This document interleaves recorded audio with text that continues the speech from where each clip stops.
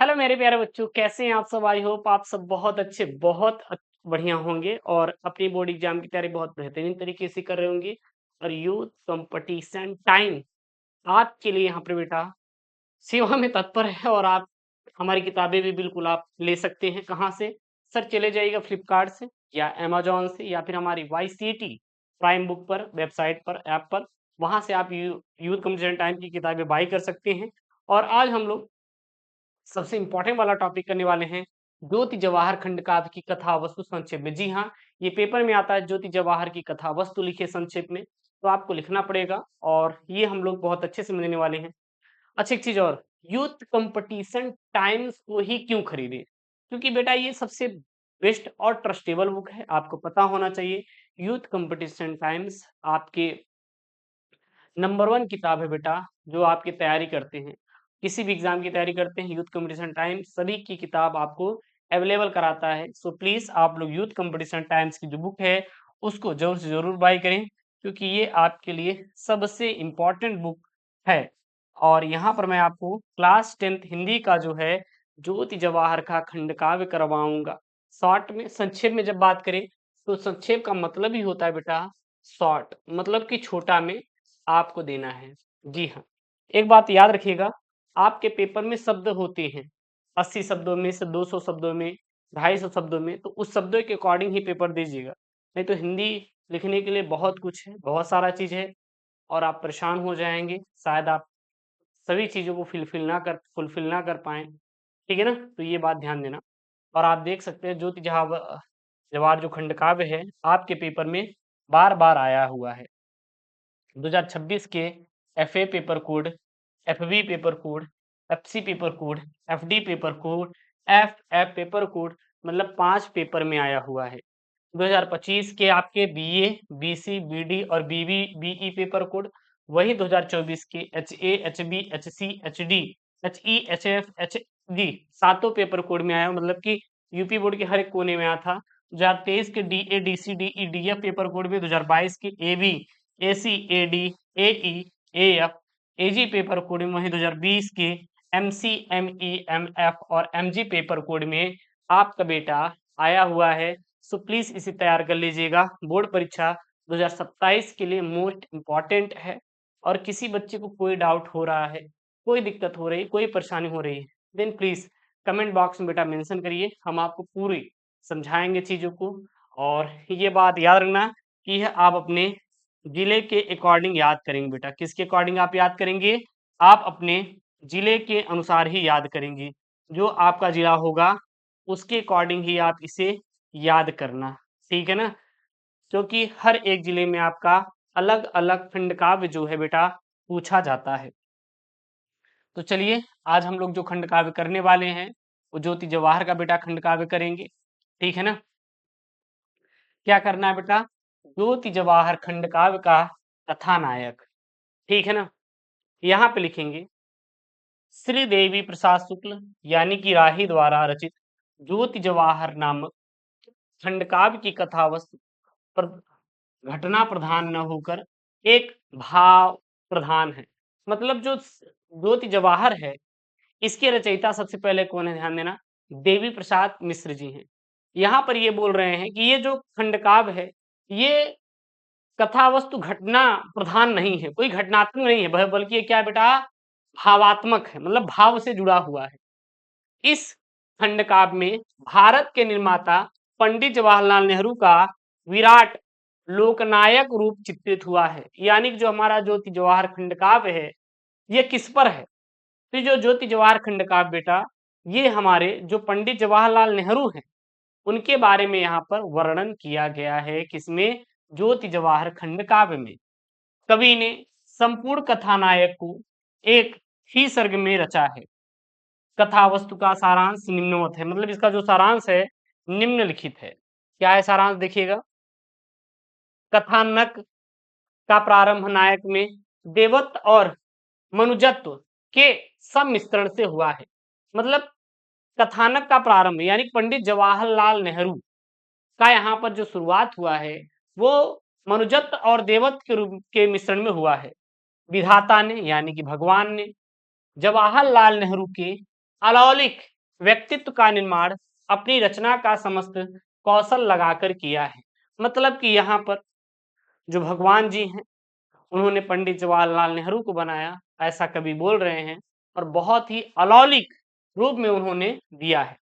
कवि का भव्य कल्पना है कि विधाता ने इन्हें सूर्य से ज्योति, चंद्रमा से सुघड़ता, हिमालय से स्वाभिमान और सागर से मन की गहराई, वायु से गति और धरती से धैर्य लेकर दिव्य पुरुष के रूप में रचा है।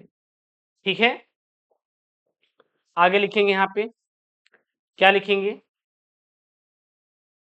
कवि के अनुसार जो नेहरू जी के व्यक्तित्व में महान पुरुषों के, किसके बेटा? महान पुरुषों के गुणों के साथ साथ राज्यों के सामाजिक सांस्कृतिक गुणों का समावेश हुआ है। नेहरू जी महात्मा गांधी से कर्मयोग के सिद्धांत की प्रेरणा पाकर जीवन के संघर्ष की प्रेरणा लेते हैं। मतलब कि इन्होंने जो अपना गुरु बनाया पंडित जवाहरलाल नेहरू ने, वो बनाया है गांधी जी को। जो इन्होंने प्रेरणा ली है वो किससे लिया है? गांधी जी से इन्होंने प्रेरणा लिया है। इन्होंने गांधी जी का शुभाशीष, सत्य, अहिंसा, दया, क्षमा, समानता, ममता आदि के रूप में उसी प्रकार प्राप्त हुआ है जैसे कि राम को ऋषि वशिष्ठ का शुभ आशीष प्राप्त हुआ था। मतलब कि इनके अंदर जो समानता है, ममता है, अहिंसा है, शुभाशीष है, ठीक है ना, ये सारे जो गुण हैं वो किसके द्वारा प्राप्त हुआ है? वो प्राप्त हुआ है गांधी जी के द्वारा ही प्राप्त हुआ है। आगे लिखेंगे यहाँ पर,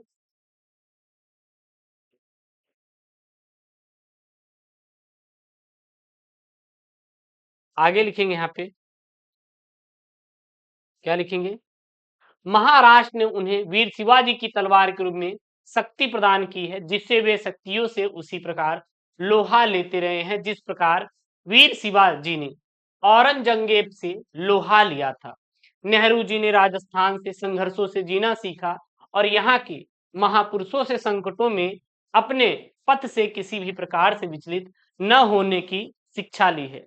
मतलब कि उन्होंने जो है शिक्षा ग्रहण किया है वो वीर शिवाजी से ग्रहण किया है।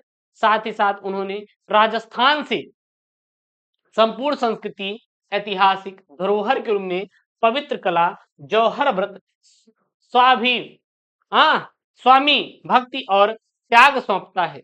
वह राणा सांगा, कुंभा, जयमल और महाराणा प्रताप का शौर्य तथा त्याग उनको प्रदान करता है। सतपुड़ा राज्य भारत की अखंडता की घोषणा करता है। वह कालिदास की भावुकता, कुमारिल की विलक्षण प्रतिभा, अंगारों की भाषा वाला फकीर, मोहन तथा अकबर से लड़ने वाली चांद बीबी जैसी महान विभूतियां को सतपुड़ा अपने हृदय में धारण किए हुए है। इन विभूतियों की समस्त विशेषताओं को वह नेहरू जी को समर्पित कर देता है। आगे लिखेंगे हम लोग, बंगाल प्रदेश तो नेहरू जी को बंकिम चंद्र का राष्ट्र प्रेम, टैगोर तथा शरद की अमर कला और सुभाष चंद्र बोस की देशभक्ति आदि सभी कुछ समर्पित का गौरव का अनुभव कर रहा है। असम अपने जंगलों, पर्वतों और नदियों की प्राकृतिक सुषमा को नेहरू जी पर वारता हुआ धन्य हो रहा है। बिहार गौतम बुद्ध की तपोभूमि है और महावीर स्वामी की भूमि वैशाली नेहरू जी को मानवीय गुणों के मोती अर्पित करती है। उत्तर प्रदेश अपनी कोख में वीर जवाहर को जन्म देकर धन्य है, क्योंकि जो पंडित जवाहरलाल नेहरू का जन्म हुआ था वो हुआ था अपने उत्तर प्रदेश में हुआ था। आगे लिखेंगे हम यहाँ पे, मथुरा, वृंदावन और अयोध्या की गली गली में चर्चा है कि आज राम और कृष्ण ने प्रयाग में जन्म लिया है और पंजाब भी अपनी गौरवमयी परंपरा को सौंपते हुए जननायक जवाहर के व्यक्तित्व की अभिवृद्धि में योग दे रहा है।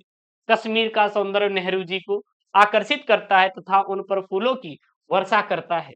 कुरुक्षेत्र नेहरू जी की अर्जुन की संज्ञा से विभूषित करता है और पराधीनता के पास में जगड़ी दिल्ली अकबर की हिंदू मुस्लिम एकता की ज्योति को सौंपते हुए गौरवान्वित है। वह उन्हें जहांगीर का न्याय तथा शाहजहां की कलात्मक सौगात को भी अर्पित करती है।